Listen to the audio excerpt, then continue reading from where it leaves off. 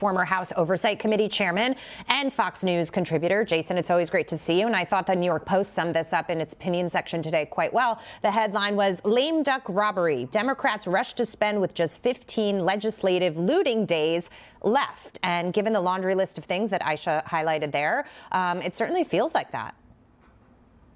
This is the most disgusting way to actually run a government, to have 7,500 earmarks, a 4,000-page bill, $1.7 trillion on top of a $30+ trillion debt, and a bill that nobody has ever read.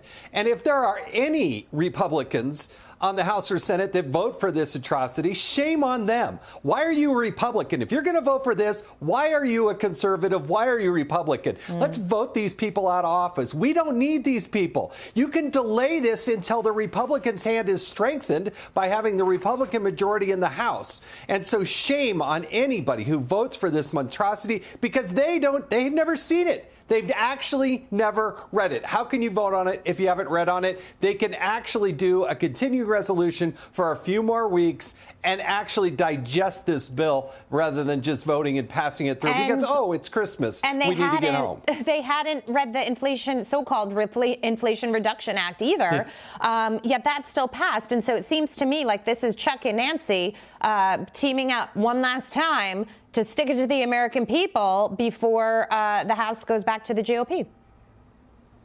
This is what they always do. They wait till December 23rd. Oh, there's a big storm rolling into town. You have to pass it or you won't be with your family till Christmas, and to be irresponsible. Oh, we're spending $800 billion on the United States military. That's supposedly justification to raise domestic spending. And this is why we have one of the most dysfunctional governments there are. And I'm just telling you, if you vote for this bill, you are hurting the country. It is not helping the country. You don't even know what's in it. So how can you possibly vote for it? Well, we were just talking about spending overall in the previous block, and some of the programs like unemployment benefits and the expansion of the Affordable Care Act, how that has created a situation where people are not incentivized to work anymore. They can stay home, do whatever they want to do, and they get benefits so that they can get by. And so we talk about inflation in general, how that led to a higher wage problem, how that's shrinking the bottom line for corporations, and this becomes a vicious cycle, Jason. And basically, the extra spending from the government has also contributed to higher inflation. It feels like it's very, very difficult at this point to try to get out of this.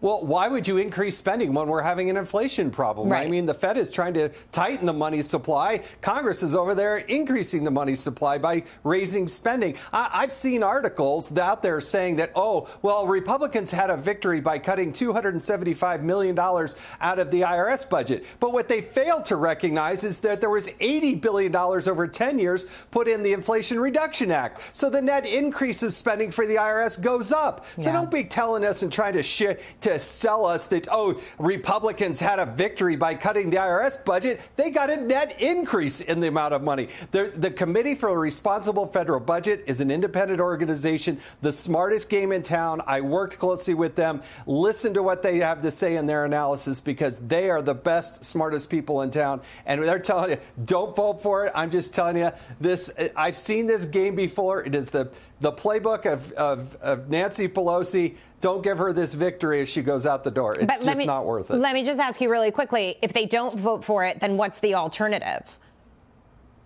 A continuing resolution. An omnibus means we're going to change the way we're spending and we're going to increase spending. A continuing resolution says, hey, we'll continue on and we'll do it for a few more weeks. And figure it out. Until we actually understand what's in this bill. You can do that easily. Gotcha. Thank you for putting that so simply. Great to see you as always, Jason Chaffetz.